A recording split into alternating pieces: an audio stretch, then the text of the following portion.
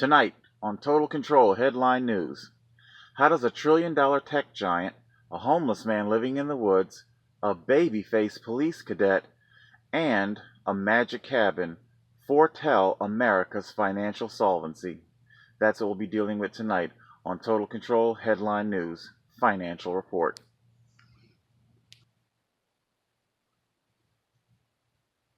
Mixed reaction this morning to Amazon's decision to cancel a multi-billion-dollar plan for a second headquarters right here in New York City. The company abruptly announced it's pulling out after growing opposition from some lawmakers, union leaders, and activists. David Begnaud is in the Long Island City neighborhood of Queens, where the headquarters would have been based. David, good morning. Intense reactions and feelings on both sides on this one. You're right about that, Gail. Good morning. So that's Manhattan behind me, and right across the East River here in Long Island City, right there at the edge of the water, is where Amazon was going to put their new headquarters. Not just another facility, but a headquarters. Look, a majority of the polls showed that most New Yorkers supported Amazon coming, but there were politicians and activists who opposed it loudly.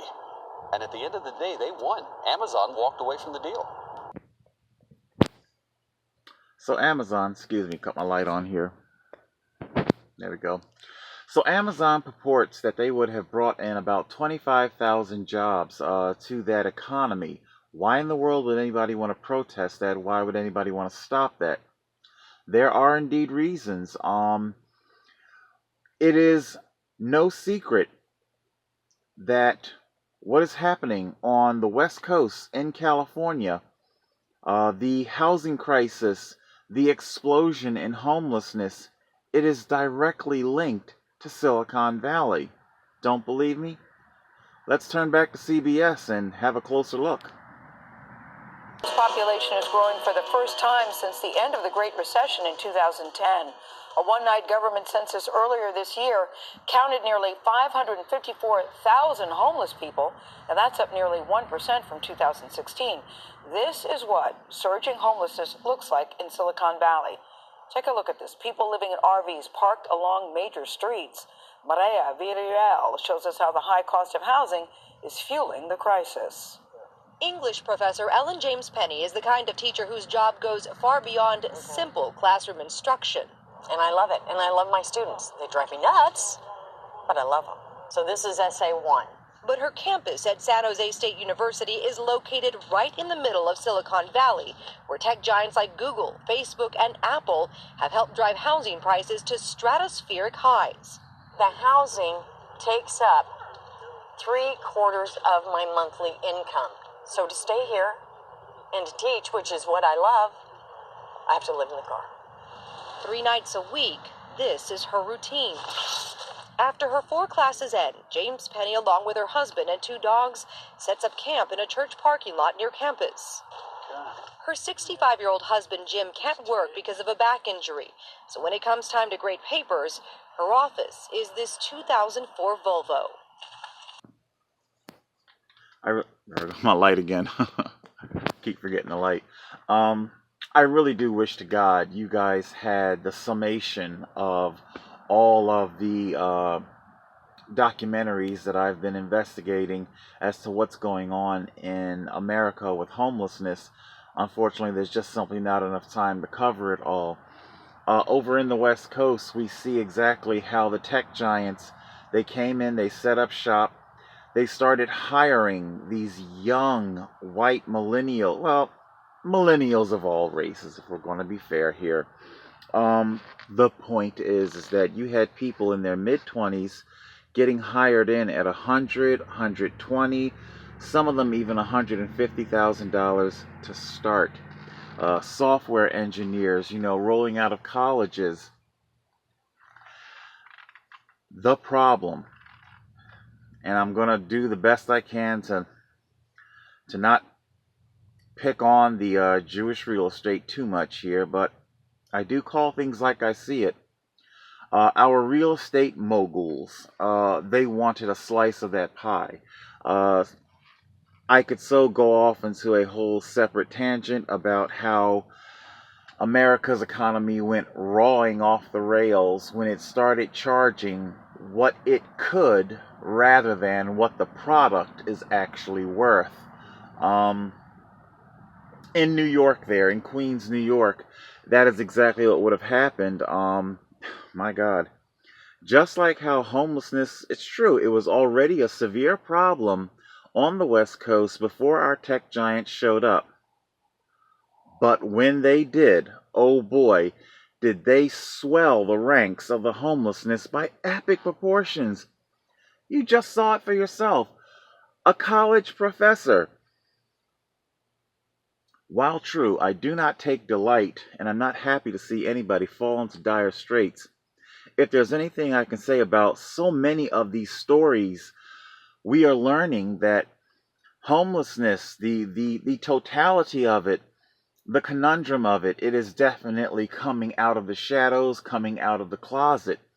We are seeing that it is not just simply a case of drug addicts, criminal record people, self-sabotagers. Clearly, there is more at work here than just simply self-destructive behavior. It is a financial economic crisis. So we saw what happened at Silicon Valley. The whole thing just went to shit. And you know, it's really kind of ironic because, again, on YouTube, there's no shortage of the documentaries. San Francisco Bay Area, the 3-story homes, row homes, manicured. From what I understand, there is legislation out there, there are laws, there are ordinances. You can't build like corporate buildings out there. It has to look like the rest of what's existing. Quaint 3-story row home, that type of stuff. Because they want to preserve the culture out there and how things look. And in other words, it severely retards low-income housing, the ability to build low-income housing. Because I could so again go off onto a tangent, real estate mogul tangent, with a shortage of housing, it increases the value of what is already in existence exponentially. These moguls don't want additional housing built for whomever, whether they are a self-saboteur or whether they are a middle class that has been priced out. They really don't give a shit. They just don't want their investment, their real estate, you know, to come plunging down in value. And they will definitely take control of local councils, government in the local areas. Like I say, it's why it's so important, you guys. Pay attention to your midterm elections, and like I say, you'd be surprised as to where the power lies. You know, your party boss, you know, councilmen, assemblymen, and women. Find out who has the power in your area that can get shit done. Anyway, so we see what happens. You will be priced out. And that's what New York is fearful of. They themselves. New York already has a serious homelessness problem, just like California did. In comes the tech giants. And oh, baby, if you thought you had a serious problem on your hand before, you're really going to have a problem now. And what I was saying about the attractiveness of our quaint San Francisco row homes, the blemish of the tent cities that are blatant on the sidewalk. That's what I'm talking about. And the RVs. I mean, hey, the RVs. That excuse me. That's a huge step upwards. Do I need to play some footage for you for Skid Row? Man, it's rough. The tents that are there on the sidewalk, tarps, the filth, the squalor, the garbage, the human waste. All there because people cannot afford, you know, living, basic living.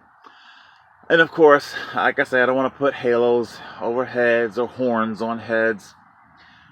Not everybody is what you think. Anyway, so yes, this is what we see happening, and New York is very fearful of that happening. And of course, there are other vested interests. We see our union party bosses.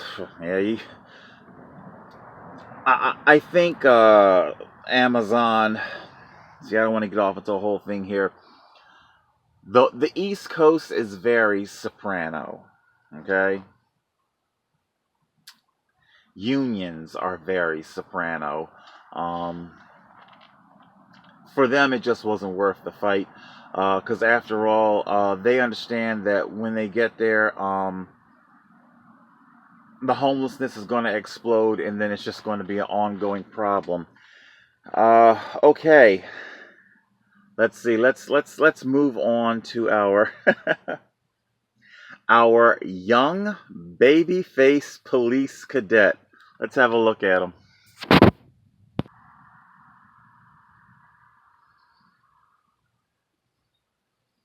Hey guys, what's going on? So, this is the final update video before Sorry. the final.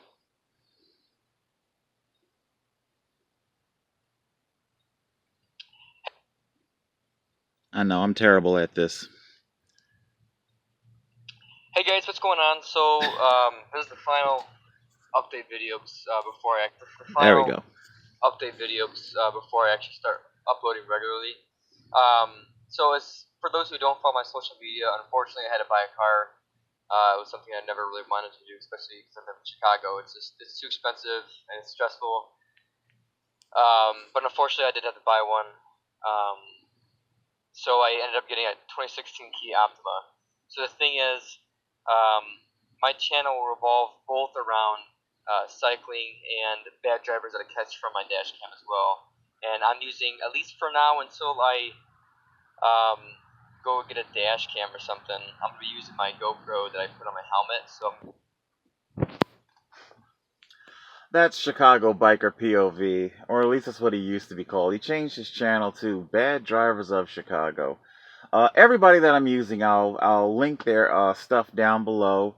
Check them out. What I find interesting about, I still call him Chicago Biker POV. Sorry, I call him Chicago. What's interesting about Chicago is that he is a cyclist, a commuter cyclist, much like myself. And he did not own a vehicle. I think he's somewhere in his mid-20s, and he is a police recruit. He is currently in the police academy there in Chicago somewhere. And the economics of it all. We see that he felt the need to get a car. Now, Chicago, if you're watching this, feel free, chime in down below if I've got any of this wrong, because it is true. A lot of what I'm about to say is just my own speculation and my own summation of what I've gathered thus far. Without eating up a whole bunch of time, it is my personal belief that Chicago felt the need to buy a car so that he would be taken seriously by his peers. That's basically what I think. He did go on to talk about, either in the video or in another video or maybe in the comment section, I forget exactly where, he talks about equipment that he had to transport to and fro. But we see later in his channel that he does continue to commute to the academy and places on a bicycle. I just can't escape the feeling that Chicago needed to own this vehicle just for the paperwork, for the application process. Why is this part blank? Who doesn't own a car? Kind of like that, you know. I know a lot of police departments across the nation. They're very anxious to get away from the 1950s mentality, you know, the 1950s straight white men mentality, misogyny, racism, and a whole bunch of other shit. They want to get away from that, but the fact is that it's not just simply cops. There's a lot in society where if you don't own certain things, you won't be taken seriously.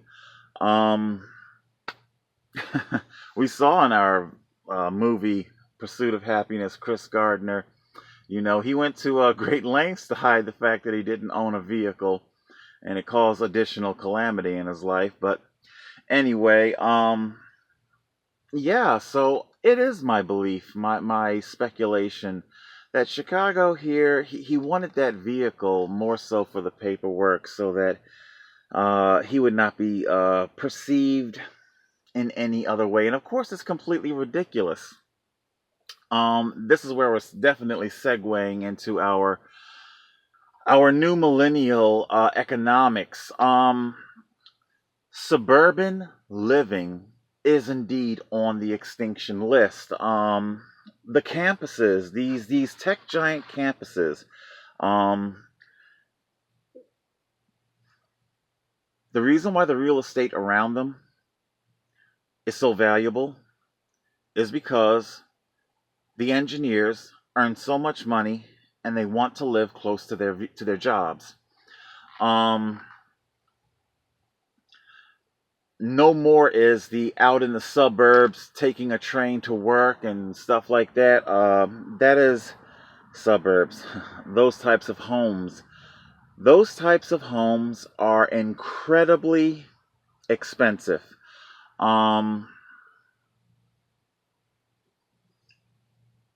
Couples of, well, number one, not to get too personal with the guy, but Chicago, he is I believe he's still single or whatever.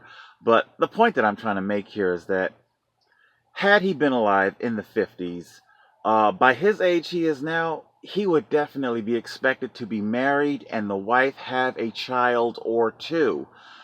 I think this is the part where we'll bring in our magic cabin. Hold on.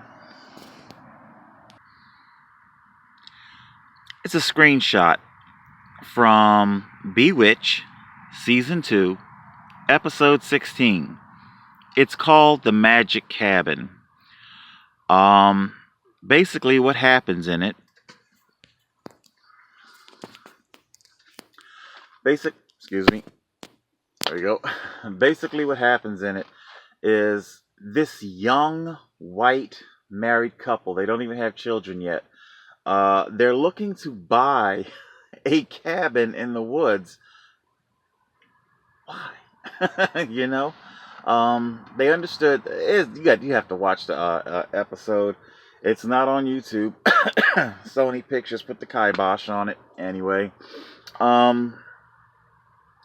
you would wonder why in the world would such a young couple be risking overextending themselves. It was the 50s, actually it was 60s, but that's the 50s mentality. You were expected to have certain things if you wanted to entertain certain people. And by entertaining certain people, you could have business opportunities opened up to you. I don't know if anybody has ever heard of things like a boat. When people buy boats, they'll sometimes write it off as a business expense. And yeah, a vacation cabin in the woods that's swanked and plumbed out, which is what Samantha used her witchcraft for, to swank it up and whatnot. And he could use that to entertain business clients, and they would write that off. And we see how such young couples would become so heavily entrenched at such a young age. A mortgage, or in this particular case, I suppose maybe even two mortgages, two places. You might, depending on your line of business and what type of clientele you would have to entertain.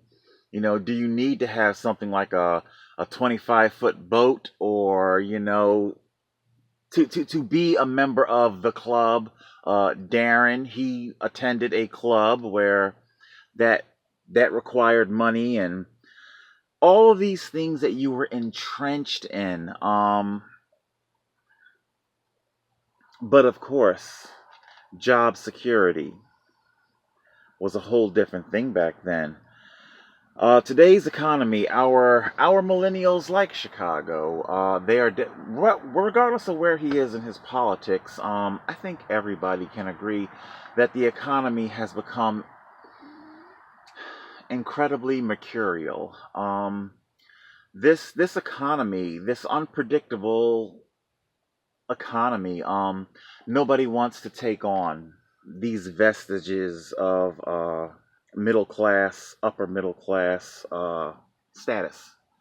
Of course, because your 20-something-year-old pregnant wife with multiple kids, she has to have her own car and multiple car notes, a home in the suburbs, a two-car garage, because if people came home to your home, they're going to judge you by your house and the things that you have.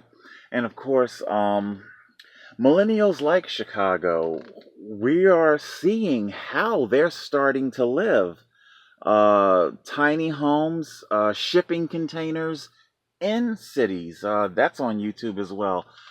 People, excuse me, living in very alternative ways. And unfortunately, the gentrification, it's starting to find its way there to the tiny house movement, where tiny houses are starting to. So we see more where the tech giants are.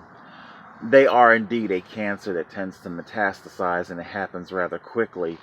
So a guy like Chicago, he's not necessarily. Look at me, I'm like I'm speaking for the guy or something, but he might want to think twice before expensive mortgages. Mortgage, that word, it always kills me. Mortgage, morta, death. That's what morta means, death. It's something, the word comes from, basically, you're going to pay it until you fucking die.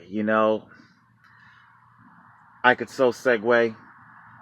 So much of the population, the younger population, they're waking up to all of these albatrosses of yesteryear and yesterdecade. Because people are talking about how the millennials are not making as much money as their parents. They don't have the job security of their parents. So no, they're not going to want to get involved in all the shit that their parents had. So the economy, it's definitely changing. It's becoming increasingly mercurial. And it's creating homeless people like me, where living wages, just simply are non-existent. It's like, I think I was talking to a few other police officers who are in their, 40s and 50s, and I was telling them, nose your kids away from being a cop if they're thinking about it, because auto drive, it's going. People don't like to think about how those tickets, they pay for a lot. It's in court every day in court. It's a cash cow. It's just churning out ticket after ticket. Have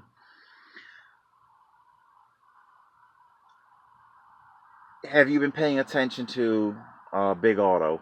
They're doing away with their sedans. What kind of time do I got here? 23.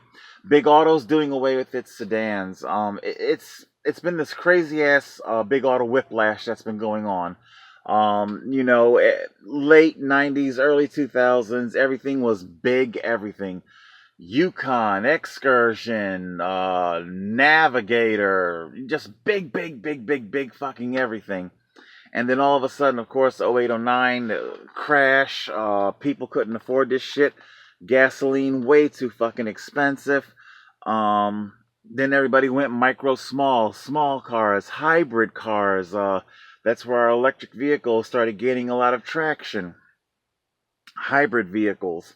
But then all of a sudden, it's whiplash again, where it's, okay, we want to go back to SUVs. Let me clue you in on what's going on there. A sedan seats four usually, and everybody faces forward. The reason why they want to get rid of the sedan is more so because of its interior design. The SUVs, they're still gonna be medium and small size, and the point is, whether they're medium, small, or big, it's gonna become an ovular, an oval interior. They're gonna want everybody inside the SUV to be facing each other. It's gonna be more of a living room type type setup for auto drive. The elimination of the sedan is, in fact, the herald of mainstream, should I say, auto drive. It's coming, and it's coming a lot faster than you think it is. And of course, with the auto drive, it will indeed do away with all of those traffic infractions. Oh my God. I mean, once there's enough of these vehicles flooding the thoroughfare, the infractions are going to be non-existent. So obviously, graduating classes that our Chicago is in, they're going to start to get smaller. Now, don't get me wrong, as long as there's humans out there, there's going to be a need for police. You know, like I say, it's not like cops are just simply going to disappear. They're going to be there. There's going to be rule of law. The traffic, that's my whole point there. Things are going to get, municipal budgets are going to get a lot tighter. So that's where I'm going with that. So, all right, let's see if I can wrap up here. That's where we're going. They didn't want Amazon because Amazon brings a lot of cancer with it. Not everybody, those 25,000 jobs that they're touting, yeah, not all of them come with a six-figure salary. Just their engineers. They're really, swanky la-di-da Marquise Browleys and, YouTuber. Anyway, guys like that. They're the one, and he's black, so like I say, this whole millennial class thing, anyway, guys, I don't have enough time to discuss it all. But yes, so, tech giants, they come with their own cancers and their own toxic backwash. And of course, the real estate moguls. While I got a little bit of time here, I'll pitch you guys my possible solution to this thing. And I'm sorry, I really don't mean to ride the Jewish real estate moguls' asses, but hey, I've got to call it out like I see it. I want to know what the fuck is up with the government deliberately taking a divestment from real estate. What the fuck is up with that? Okay? You have a serious crisis on your hand, a real crisis, unlike the border shit. Homelessness is a serious crisis. The reason why so many of our younger generation is starting to consider socialists like Bernie Sanders, Alexandria Ocasio-Cortez, the reason why they're doing it is because they're seeing that their parents' job security, it isn't there.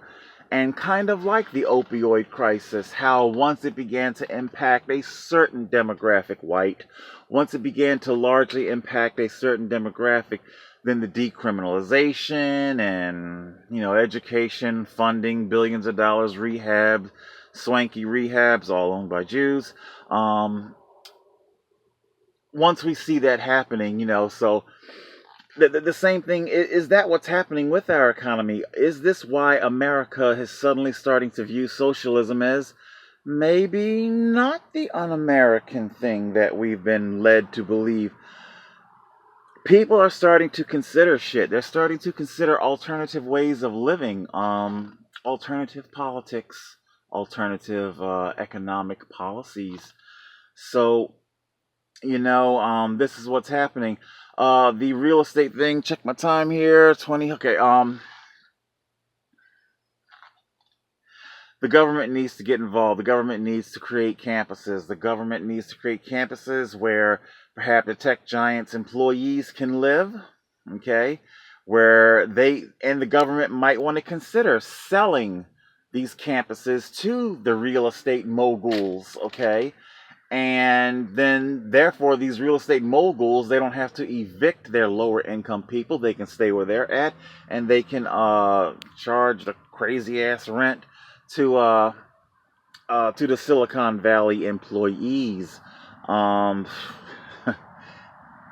Anyway, but yeah, the homelessness thing, it has to be turned upside down on its head. Right now, homeless shelters are what's called a point of entry, where they only deal with you. Services are only available to you if you are a member of a shelter. And this is where people like me don't ever want to fucking go. And it took fucking forever, but now, once again, like our college professor, once people like her don't want to go to these fucking shelters, what time I got here? 30 minutes. They don't want to go to the shelter. I don't want to go to the shelter. You know, they're violent, they're dangerous, they have disease and stuff like that. They avoid it, and these social services are starting to realize they're going to have to deal with homeless people in alternative ways. It's got to be turned upside down, meaning you have to give us keys to apartments first. I understand not everybody is going to fare well with that, but you need to. You know what? I'll have to talk about the homelessness filtration thing on a separate video. Alright guys, that's it. I'll link everybody's stuff down below. Give them a check out, and there you go. Total Control 871.